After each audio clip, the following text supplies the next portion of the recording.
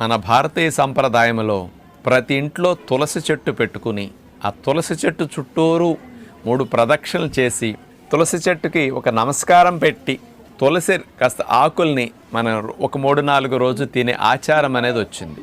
ఎందుకు తినాలి, ఎందుకు తులసి గాలి పీల్చాలి అంటే మన ఇంటి పరిసరాల్లో ఉన్న కెమికల్ పొల్యూషన్ని, విషవాయువుల్ని, హాని కలిగించే ఏదన్నా గాలి ద్వారా వ్యాపించే వాటిని శుద్ధి చేయటానికి తులసి అద్భుతంగా పనికొస్తుంది.